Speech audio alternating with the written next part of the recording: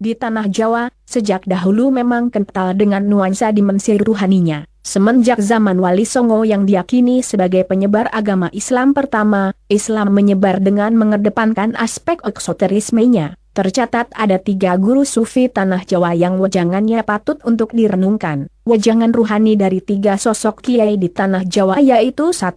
Syekh Dimyati bin Muhammad Amin al-Bantani Cidahu Banten. Kedua, Syekh Romli Tamim Rejoso Jombang. Dan yang ketiga, Syekh Muslih bin Abdurrahman Meranggen Demak. Wejangan ketiga kiai ini menggambarkan simbiosis antara tradisi syariah dengan tradisi torekot di dunia pesantren Jawa dan menjadi bukti adanya dinamika keagamaan yang khas. Syekh Dimyati al-Bantani atau yang lebih terkenal dengan Abuya Dimyati. Beliau merupakan sosok ulama dari Banten sekaligus pemimpin jamaah torekot Saziliyah. Wejangan beliau, sebagaimana lingkup membawa pondok pesantren, tidak terlepas dari penekanan mengaji. Pesan beliau yang terkenal, jangan ngaji ditinggalkan, meskipun jarak antara majelis dan jalan raya sangat jauh, atau di luar sana berkecamuk perang dahsyat. Ada lagi pesan Abuya Dimyati yang patut diingat, biarpun dunia runtuh 1000 kali, pengajian di majelis jalan terus. Berbeda dengan Abuya Dimyati,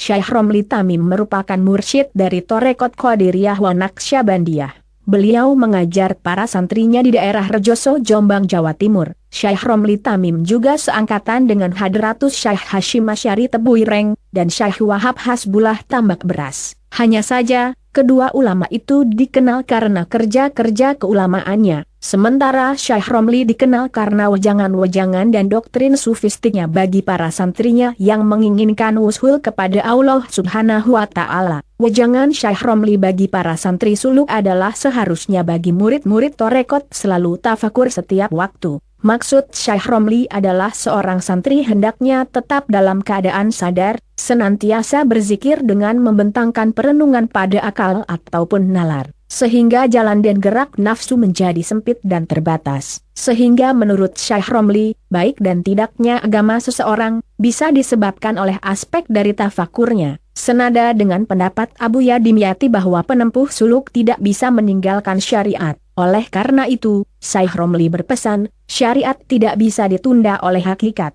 Maksudnya bahwa kebenaran hakikat tidak bisa mengganti peranan syariat karena dua hal tersebut tidak bisa dipisah.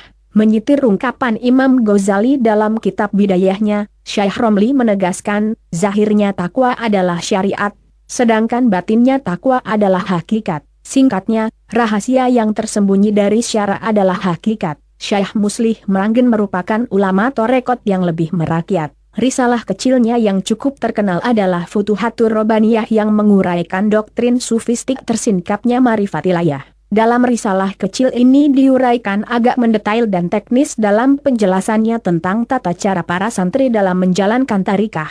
Terutama 10 doktrinnya yang disebut sebagai mabadi ilmi atau torekot yang membahas landasan torekot Qadiriyah wa Naqsyabandiyah. Sebagai ulama torekot Qadiriyah wa Naqsyabandiyah, beliau sangat menekankan zikir bagi para santrinya. Mengutip wejangan Syekh Ali Al-Mursyifi dalam kitab Minah As-Saniyah, Syekh Muslih mengungkapkan, bahkan para guru yang agung pun akan sulit memberi obat bagi para santri-santrinya agar memancarkan hati mereka, kecuali dengan mudawamah zikir. Zikir itu bagaikan batu gerinda yang terus menghaluskan hati para pengamalnya. Zikir kalimah thayyibah merupakan harga dan sekaligus kuncinya surga. Dalam pandangan Syekh Muslih, zikir menjadi kunci memasuki pintu surga. Maka sesungguhnya kunci itu terdiri dari berbagai perangkat lain yang merupakan bagian dari zikir. Surga selalu digambarkan dengan keadaan tentram dan damai. Maka tidaklah salah jika zikir merupakan kunci surga dan kunci ketenangan. Hal ini sesuai dengan firman Allah,